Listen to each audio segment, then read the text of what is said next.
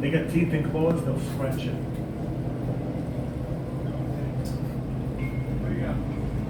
Anybody you want, they're all right here.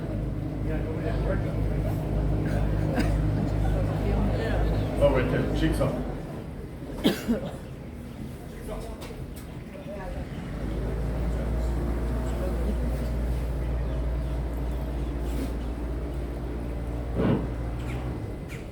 No, get out of here, you punk. Wrong way. $2 million of animatronics. I'm gonna tickle you.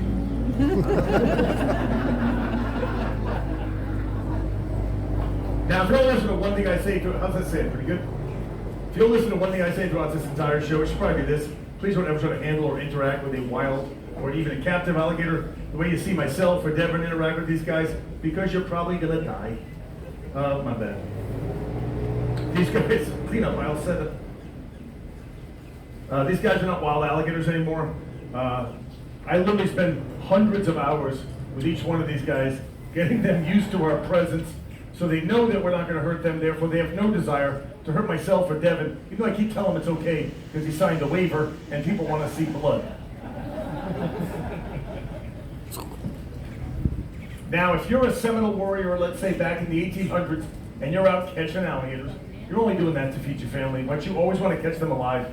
The alligator meat does spoil very quickly in the hot Florida sun. So the first thing you'd want to do, obviously, is tie the jaws shut. A gator this size has over 2,000 pounds of crushing power per square inch in the jaws. That is enough to crush any bone in your body. So when the Seminoles go out to catch an alligator, it would usually be a two-man team. They'd find an alligator in a shallow, marshy area. One guy would run in, tire that alligator out, jump on his back, get a hold of his jaws. His friend would then come in, tie that mouth shut. Devin doesn't have any friends. So he's going to use an old Seminole technique they now refer to as bulldogging, holding the jaws closed with his chin and his chest. So give him time to take out leather or rope, make a couple of wraps, tie a knot, and have a caught and tied alligator. Now, judging by the complete lack of applause, I'm assuming you people are not really impressed.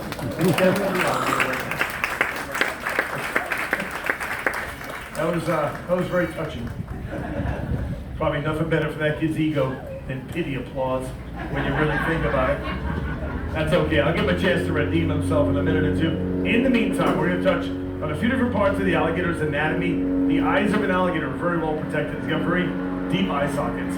Anything threatens those eyes, they drop to the bottom of the eye sockets on the way to harm. Thick, leathery eyelids come down to help protect him. He's got lower eyelids like you and I have. And he also has that third eyelid called the nictitating membrane, little transparent lens. You basically move from front to back and then back to front. That acts to clean dust and debris away from the eyes. It also kind of acts as a pair of goggles for the alligator in the water. Behind the eyes, alligator's ears, little flaps right there. Even with these small ears, they still hear better than you and I on land.